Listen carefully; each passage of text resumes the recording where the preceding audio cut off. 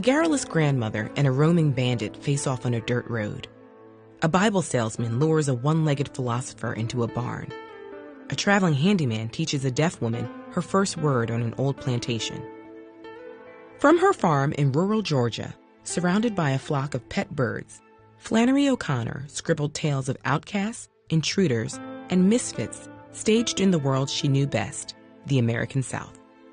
She published 2 novels, but is perhaps best known for her short stories, which explored small-town life with stinging language, offbeat humor, and delightfully unsavory scenarios.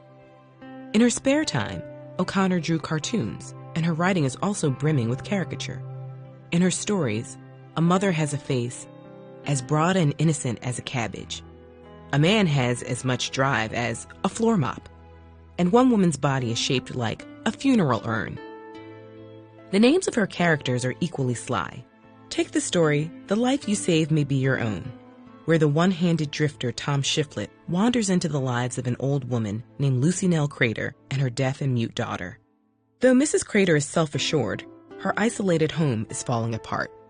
At first, we may be suspicious of Shiflett's motives when he offers to help around the house, but O'Connor soon reveals the old woman to be just as scheming as her unexpected guest, and rattles the reader's presumptions about who has the upper hand.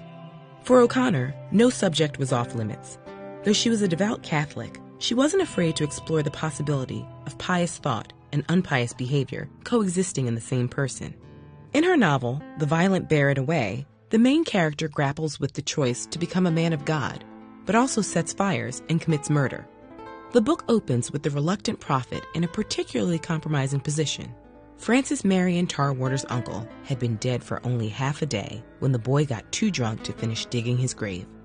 This leaves a passerby to drag the body from the breakfast table where it was still sitting and bury it, with enough dirt on top to keep the dogs from digging it up.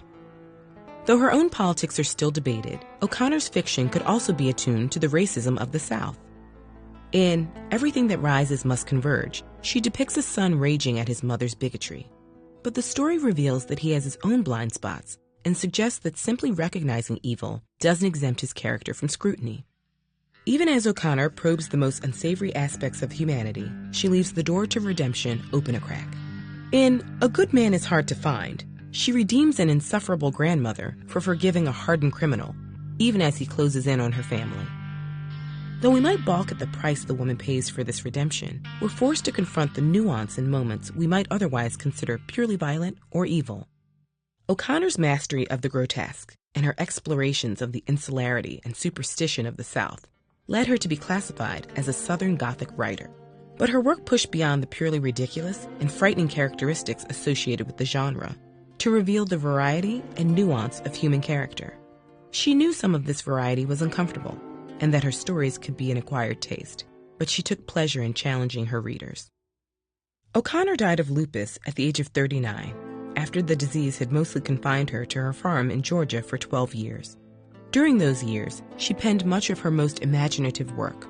Her ability to flip between revulsion and revelation continues to draw readers to her endlessly surprising fictional worlds.